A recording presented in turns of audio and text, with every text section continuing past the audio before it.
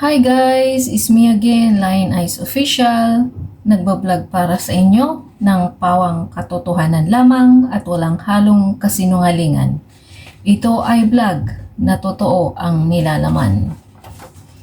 Magandang umaga, magandang tanghali, magandang hapon, magandang gabi po sa lahat po ng ating mga subscribers, viewers, and followers. Maraming salamat po sa walang sawang pagsuporta sa ating munting channel. Sa mga hindi pa po nakapag-subscribe sa ating channel, mag-subscribe na po at pakiclick na rin po ang ating notification button para updated po kayo sa ating mga bagong videong i-upload. Ang topic po natin ngayon ay ang OVP budget for 2025 doon po sa House of Representatives. Pero ang bibigyan po muna natin ng reaksyon ay ang pagsasagot-sagot ni VP Sara sa mga representatives. Pero ifo-focus lang po muna natin ang ating attention kay Representative Benny Abante. So, panoorin na lang po muna guys at bago magtapos ang ating video, magbibigay po ako ng reaction. Bayan sa bawat distrito at party list na mag-scrutinize ng budget ng bawat ahensya ng gobyerno. Hindi po natin pinag-uusapan dito ang confidential fund. Ang pinag-uusapan po natin budget. Madam Chair, before you answer, the gentleman wishes to have a direct answer, either yes or no. Are you going to provide a direct answer? Honorable Abante? So, what is the answer? I asked whether our Madam Vice President will provide a direct answer to your query, and the answer is no. May I know why? Madam Vice Madam President? And her answer is no as well. I don't think that would be the right answer, Ms. The question is, may I know why? And her answer is no. Would that be the right answer to the question why? Madam Vice Madam Chair. President, do you wish to comment? Madam Chair, hindi dahil hindi nyo gusto yung mga sagot ko, hindi nyo gusto yung manner ng pagsagot ko, at hindi nyo gusto ang mga sinasabi ko, hindi ibig sabihin na Madam Chair. hindi ka sinasagot Madam Chair, ang mga point of tanong. order. Yes, so Honorable Mali po Abante. yata ang sinasabi niya, hindi nyo gusto. Hindi yung nyo.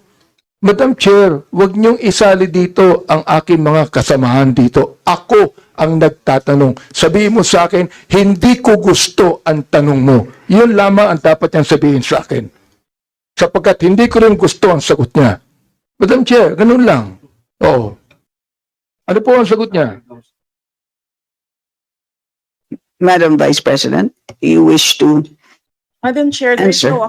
there's no question. the Honorable Abante is asking for a question, for a response.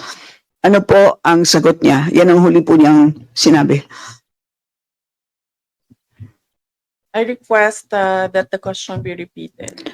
Honorable Abante, kindly The repeat answer- your question, not to be The answer is what? included in your time. To please repeat your last question. Ito po, ang tanong ko kanina, meron po bang naniniwala po ba ang ating Vice President na meron pong karapatan ang mga representante ng taong bayan, ng mga distrito at mga party list na scrutinize po namin ang budget ng bawat ahensya, hindi po lang ahensya niya, ng bawat ahensya ng gobyerno.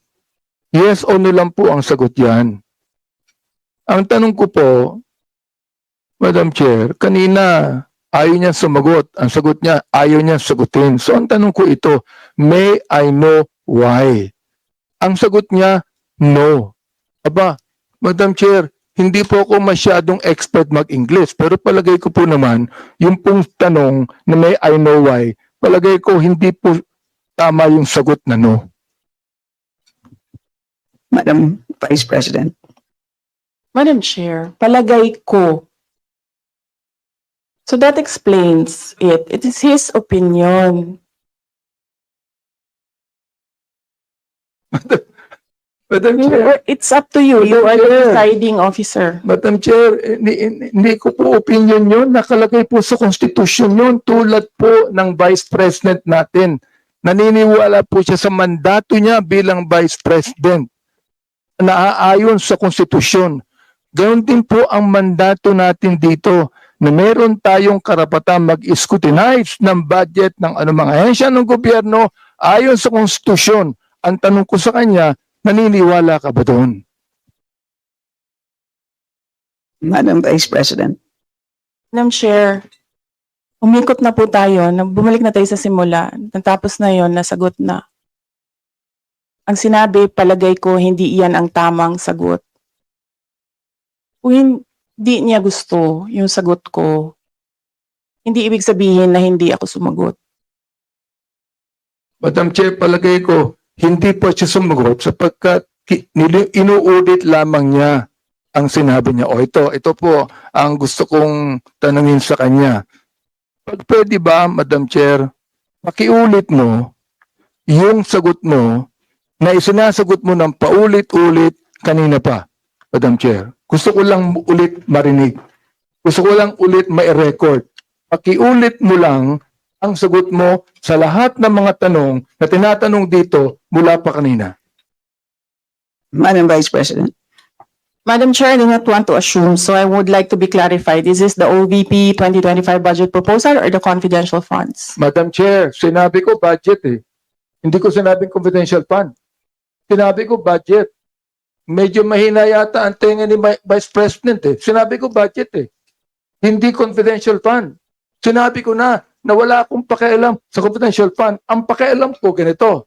Meron pang karapatan. Naniniwala ba siya na ang Kongreso ay merong karapatan mag-scrutinize ng budget ng anumang ehensya? Yun po ang tanong ko. Sagutin po niya yes or no.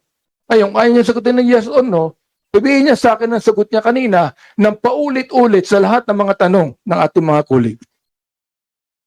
I will forgo the opportunity to defend the Office of the Vice President 2025 budget proposal by question and answer, and I will leave it to the House of Representatives to decide on the proposal as presented.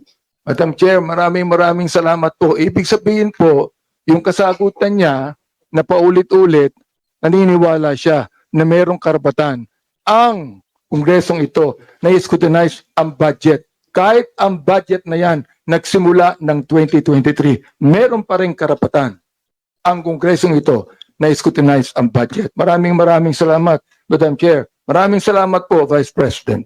Nga sir, ano po bang tingin niyo rin sa naging behavior ng Vice President nung humarap po sa komite ng appropriations kahapon po? She's kind of arrogant, no? For so many hours. She answered all the questions with the same answer. Hindi ba ko yung tanong ko sa kanya? And she still refused to answer that. Napaka-simpleng tanong that only requires a simple answer like yes or no. Why do you think naging ganun yung behavior ng Vice President kahapon? Kasi simula think pa lang combative na siya eh. I think she was pissed off. Talagang nainis siya rin sa mga tanong. Halatang-halata naman sa kanyang itsura na talagang parang inis na inis siya. No? Kaya nga, binanggit ko sa kanya na hindi ako nagagalit sa iyo. Kahit na ikaw ay naiinis kanina pa. Talagang halatang-halata mo na hindi niya gusto ang mga katanungan binibigay sa kanya. You know? Pero nga, anong tingin niyo po, matagal na kayo dyan sa Kongreso, no? Was this the first time that you encountered something like this? Kung saan yung isang tagapamuno ng isang ahensya na nagre-request ng budget sa Kongreso, na kinatawa ng mga tao, naging ganun po yung asal. Yeah, it's my first time actually. I've been in Congress since 2004. It's my first time na ginaganon kami, no? Kaya tinanong ko siya kung meron kaming karapatan mag-scrutinize. Ayaw niya sagutin ng mahusay. Buti nga, naging very, ano ko pa ako sa kanya, naging very kind and quite candid, no? Pero hindi ko naman siya parang hindi nirespeto bilang Vice President. Pero para bang nakita ko na hindi niya nirespeto ng Kongreso. Hindi niya kinikilala na kami talaga ang dapat na mag-scrutinize ng budget at mag-approve ng kanyang budget. I do not know why, no? If she thinks that pinupolitika siya ng iba, o sabihin na natin, okay? Ako hindi ko siya pinupolitika eh. I'm just asking a very, very simple question to her, no? Ang taong bayan nanonood eh. Hindi politika ito, kundi this is the mandate of Congress na ayaw niyang sagutin. Oo. Ano po sa tingin niyo, Congressman, yung ano? Kumbaga, what did it reveal about the Vice President? Itong kanyang pagsagot kahapon. What did it say about the Vice President? Ang nag-reveal sa kanya is that everything that is being done by Congress is trying to put Duterte's out. Diba? Ang ibig sabihin nun it's nothing but politics. Wag nang iisipin yung ganung bagay. No? Whether it be sa kanyang pananaw, politics yan, o ano pa mang reason yan, ang karapatan niya, sagutin ng mahusay ang mga katanungan ng mga kongresista sapagkat karapatan din namin yun. Minsan Nandun lang ba kayo- nangyayari yun sa kanya eh. Pagkatapos na ma-approve ang kanyang budget, tapos na eh. No? Ano lang yan eh. That's 1 day or 2 days. After that, it's all over. Nakakagulat din eh. Kahit sinong reasonable person naman na nanonood, talagang magugulat. Tsaka, kumbaga, nakaka-insulto for congressmen eh, no? Yun nangyari. Paano? Question ko, Christian eh. Kung- Isa lang eh. Yeah, sir. Pero how did you catch yung mga binanggit niya? And what specifically ticked you off? Well, what ticked me off is this, no? For hours since the very beginning of the briefing, she has been answering the same kind of answer, no? And she is trying to evade the question actually, no? Kasi siyempre, palagi niyang binabanggit na I will only be answering the budget for 2025, no? Palagi niya nang sinasabi niya, whatever the questions might be. Very clear naman ang question. At sagutin lang niya sinasabi niya that only COA can answer that and I would have you don't have any authority over me to answer those questions because it's in the court, it's in COA, ganun mga bagay ba. I was just very quiet about it until such time na ako na and I asked the question that should be asked actually. Oo. Talaga bang naniniwala ba siya na that Congress has the right to scrutinize the budget? And still, she refused to answer. And that is what really ticked me off. No? Akala niya, siguro, matatapos na yung katanungan ko. So, katulad na ginagawa niya, talagang paulit-ulit ko siya tungkol yan hanggat sagutin niya ako. Nung minomonitor niyo yung mga sinasabi ni Vice President, tsaka siguro nung nandun na kayo mismo sa hall nung pagdinig, nakakatinginan ba kayo ng ibang mga kongresista? Kasi iba yung action no? Hindi ba naiwasan yung gano'n nakakatinginan? Bakit ganito yung asal nitong ating panauhin? Yes, in fact, alam mo, sa totoo lang, nakaka-insulto, no? Para bang sa aking pananaw, Vice President ako, Congressman lang kayo. Ganun ba? And something that she should realize na meron kaming sarili-sariling mandato according to the Constitution. Bakit kaya sa tingin nyo umabot sa ganito yung yung parang pakikitungo ng Vice President sa mga kongresista? Well, Malinaw naman kasi yan, di ba? May separation of powers pero co-equal bodies kayo. That's right. And every congressman has the right to question whether it be a fund that happened in 2022, karapatan pa rin ng congressman tanungin siya kung ano nangyari, kung anong ginawa. Yun lang yun naman eh. And afterwards, we proceed to talk about the budget, no? That she has for 2025. Pero kinakailangan, sagutin niya muna kung ano nangyari doon sa binigay sa kanya ng Kongreso the last time. Dun sa ano, kasi isa rin sa mga telling points dun sa kanyang behavior ay yung parang binanggit na rin naman ito ni Congresswoman Franz Castro. But parang siya yung naging nagpe-preside doon sa pagdinig. Honestly, I thought she was trying to dictate on congressmen. At one point, 'di ba, gusto pa niyang patanggal si Congresswoman Stella Kimbo bilang yung presiding officer nung pagdinig na yun. Anong tingin niyo ron? Kasi veterano na kayo dyan sa house, no? Yung ganon, medyo kakaiba yun, eh. Well, alam mo, kung andun lang ako the whole time, I could have already... Alam mo, ang iniisip ko kasi ganito is Christian eh. If I make a motion to hold her in contempt, gusto niya yun eh. She's waiting for that eh. Oo, para maawa ang tao sa kanya eh. Yun ang gusto niya mangyari, na i-contempt siya ng Kongreso, ikulong siya ng 1 o 2 araw, para makita na, kita mo, pinipersecute na si Vice President. And I've been saying that all the while, no? That two things, no? That she would like to feel like she's being persecuted. And number 2, she believed that all of the questions were scripted. Binanggit niya yun nung huli. Yeah. Oo. Hindi ko na nga lang sinabi eh. Well, my question to you is not scripted. O, talaga nakakata naman niya eh. Pero yun ang kanyang inaano. Pangatlo, ang inaano niya, ibinanggit niya eh, na even if I will be held in contempt, no? Yun ang gusto niya mangyari actually. Oo. So, yun. Ang palagay ko sa mga nangyaring ganyan. Mukhang she was trying to bait congressmen. Bitag para pag kinontempt yung kawawa ng mga tao.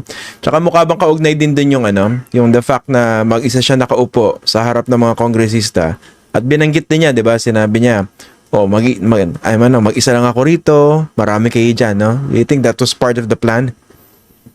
Well, palagay ko, I mean, if she said that somebody told her that the plan of the committee is actually scripted. So she made her own plan. Oo, kaya sinabi din niya na kaya ako na lang mag-isa nagpunta dito. Gusto ko ang itanong sa kanya eh, oo nga, ikaw mag-isa, pero ilan ang security mo sa labas? Tsaka mag-isa siya pero parang siya yung pinaka-nambuli sa mga congressmen, eh, no? Pasensya na po, pero yun ang naging tingin ko, eh. Mag-isa siya pero mukhang siya yung nakapambuli sa inyong lahat, eh. Parang ganun yung dating. Oo.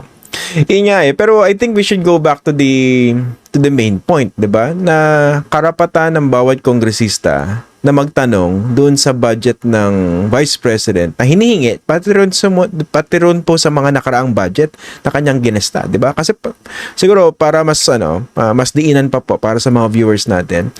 Bakit ba importante yung tinatawag na power of the purse na yan? Tsaka yung pagbusisi sa budget ng mga opisina. Yes. Well, I think now that Congress ought to insist the mandate given to the House of Representatives, no? The power of the purse.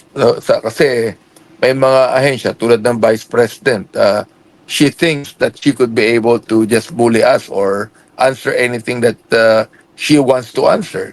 Samantalang dapat yan, mag-humble down siya. Sagutin niya ang Kongreso tungkol sa budget. Hindi naman namin tinatanong kung ano ang kanyang nais, kung ano ang kanyang gustong gawin, kung sino siya. Ang tinatanong namin sa kanya, ano ang ginawa mo sa budget na binigay sa iyo noong 2022, 2023, 2024, and then afterwards, let's talk about the new budget. Okay. I-connect din natin yung sabi nyo nga kanina, mukhang ang plano ng Vice President ay kumbaga urutin yung mga kongresista para i-contempt siya tapos para maawa sa kanya yung publiko. I remember nung kanyang opening statement, binanggit po niya yung sari-sari mga issues, pati yung impeachment. Again, that was very unusual, no, for a head of agency. That should not even be mentioned in a budget briefing. Oo. Anong tingin nyo? Bakit ganon? Bakit siya yung nagbanggit nun? Well, I think ano na siya yung pang in her own mind, inaapi na siya. In her own mind, almost all of the congressmen, except about 3 or 4 of them, are actually doing everything they can to favor the present administration or yung bang ito ang gusto ng BBM. Oo. Hindi ko nga nakakausap si BBM dyan eh. Oo. Yun Hindi nga ko eh. nga nakausap yung Speaker of the House. Oo. When I asked him I asked her a very honest question, Christian. Very Ito, simple to eh.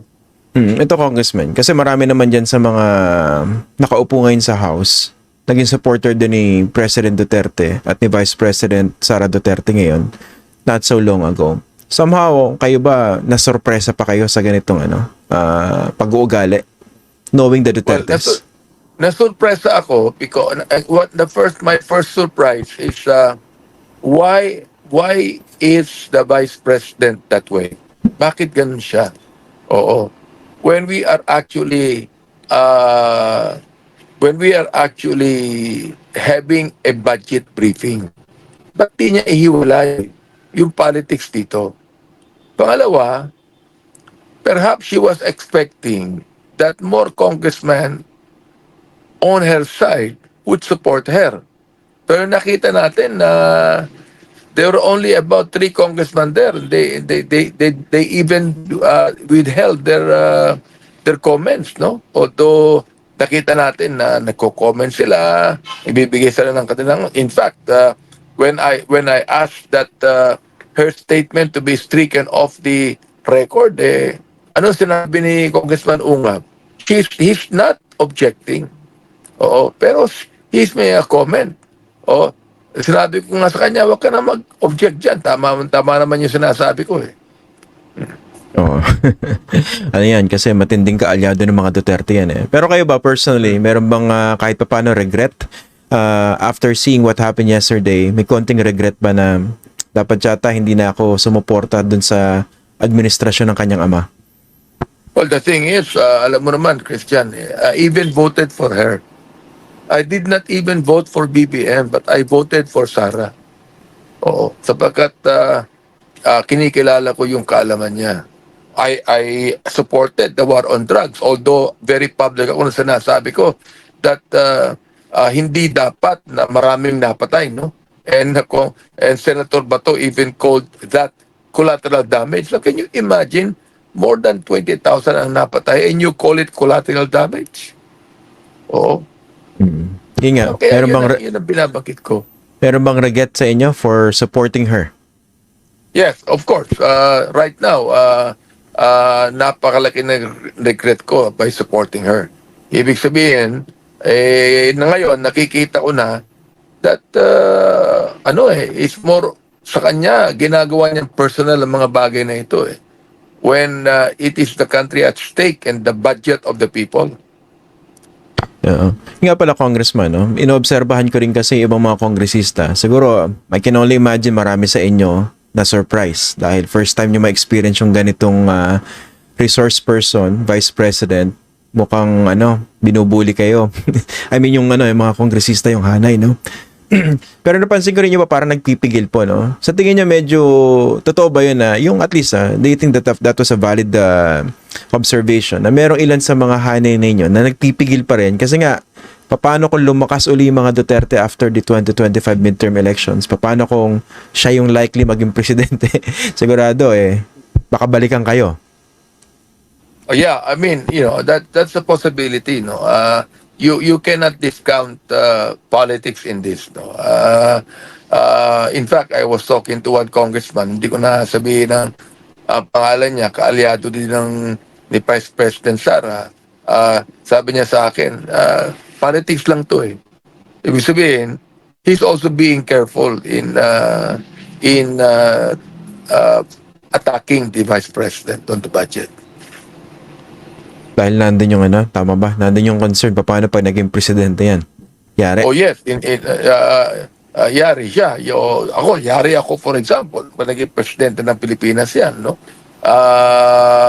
sapagkat iniisip pa rin nila na marami pa na nakaupo na Duterte. Yung anak mayor, yung isang anak congressman, o yung isang anak vice president. They're still in power. Actually. Pero nga, may mga nakausap din ako tungkol dyan. No? Parang, kung ganito pa lang na vice president pa lang siya, ganito yung attitude niya. Parang can you imagine kung presidente yan? I mean, naglaro din ba yun sa isip nyo? Yung given yung pag-uugali niya kahapon. Ang naglaro sa isip ko, gusto ko nga sabihin, hindi ko na lang sinabi na baka yung tingin nyo sa amin, napakababa. You are acting like the mayor of Davao City and you think that you are talking to your colleagues in the city council rather than you being the vice president and you are now talking to congressman. O baka mamaya nagmagalit ka pag may lumapit sa yung congressman tulad ng ginawa mo ron sa Davao, sasampalin mo. O umano sa isipan ko yung ganung bagay Yung nanuntok siya ng sheriff nung siya po yung mayor Sa ng Davao. sheriff, oo. Oo. Pero yung yung concern niya about impeachment kasi may umuugong na ganyan, no? Is that a valid concern? Meron ba talagang pagkilos para mag-file na impeachment complaint against her? Actually, to be truthful, I do not even know that. Walang hinagap sa akin at walang sinabi sa akin, walang lumapit sa akin about the impeachment. I do not even know there is even an impeachment thing that is happening in Congress. Maraming salamat Congressman Benny Abante for accommodating our request for interview. Maraming salamat po, sir. Thank you, Christian. Always, Ingat. always. Thank you Ingat very po sa biyahe, sir. Ayan guys, napanood na ninyo ang video about Representative Abante versus VP Sara. Ano yung laging sinasagot ni VP pag tinatanong siya? Di ba sabi niya, I will forgo the opportunity to defend the OVP 2025 budget proposal by question and answer, and I will leave it to the House of Representatives to decide in the proposal as presented. Ito na lang yung sagot niya, hindi pa niya na-memorize, di ba? Lagi siyang tumitingin dun sa phone niya pag binabasa niya yung script niya. Di ba? Ang simple lang naman nung sagot dun sa tanong ni Representative Abante. Di ba ang tanong niya dun, karapatan ba ng Kongreso na i-scrutinize or busisihin ang budget ng bawat ahensya ng gobyerno? Very easy, right? Very simple. Pero bakit ang sagot ni, I will forgo the opportunity to defend blah blah blah. Ano ba yan, VP? Ako na lang sasagot para sa'yo, VP. May sinulat ako ditong sagot. No. Halimbawa, nagtanong si Honorable Abante. Tapos ang sagot ko doon, yes, Your Honor. May karapatan ang Kongreso na busisihin ang bawat ahensya ng gobyerno. Why? Because every cent of our taxpayers counts. We have all the rights to know kung saan napupunta ang ating pera. Ito ba ay napupunta sa rightful way or the opposite way? Di ba? Kung hindi, then the VP herself should have to face her consequences. Or else, zero budget, or they will give her the lesser amount than the amount what she's asking for. Di ba? Ay, nako, VP. nakakatawang nakakainis. Ano? Pambira, uy. Kasi po, bilang isang empleyado, hindi ho namin pinupulot ang pera, no? For your information, kung hindi nyo alam. Kaya sabi ko kanina, every cent counts. Kahit 25 cents po yan, napakahalaga po. Kasi, hindi ho mabubuo ang isang piso kung walang 25 centavos. Tulad ko, nagsakripisyong makaalis sa bansang Pilipinas para lang magtrabaho po dito sa Ibayong Dagat.